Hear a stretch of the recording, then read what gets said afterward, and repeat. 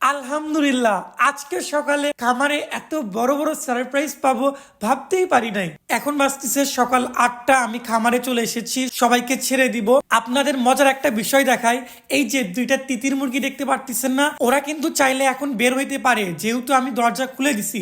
ওরা বের হবে না যতক্ষণ আমাদের বাকি হাঁস মুরগি বের হবে না, ওরাও বের হবে না, মানে সবাই একসাথে বের হবে।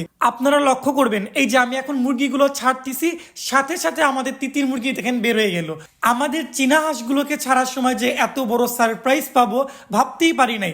তো আমি প্রতিদিনের মতন ওদেরকে বের করতেছি, এর মাঝে দেখতে পারতেছি আমাদের চীনা হাঁস অনেক দিন পর ডিম পারছে। ওরা মাঝখানে ডিম পারছিল, তারপরে প্রায় 1 মাসের কাছাকাছি ডিম পাড়া বন্ধ করছিল।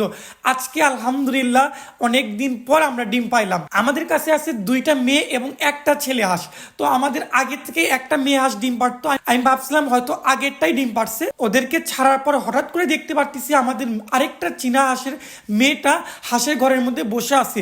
আমি অবাক হইলাম, আমি তো ফার্স্টে ভাবলাম যে ওই ডিম পারছে, পরে দেখতেছি কিছুক্ষণ পর আলহামদুলিল্লাহ আমাদের দ্বিতীয় চীনা হাঁসটাও ডিম পারছে।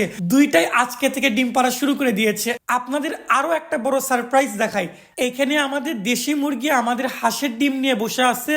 আলহামদুলিল্লাহ আমাদের প্রথমবার ক্যাম্বেল হাঁসের ডিম ফুটেছে। আলহামদুলিল্লাহ, এটাই আমাদের প্রথম খামারে ক্যাম্বেল হাঁসের 4টা বাচ্চা। সবাই অবশ্যই মাশাআল্লাহ বলবেন। আমার কাছে খুবই ভালো লাগে আমাদের খামারের ছোট ছোট সফলতা আপনাদের সাথে শেয়ার করা, আপনাদেরকে দেখানো। আমি চাই আপনারাও যেন আমার মতনই খামার করেন, হোক সেটা বড় হোক ছোট, শুরু করেন। ইনশাআল্লাহ ছোট ছোট ধাপে আপনারাও এগিয়ে যাবেন।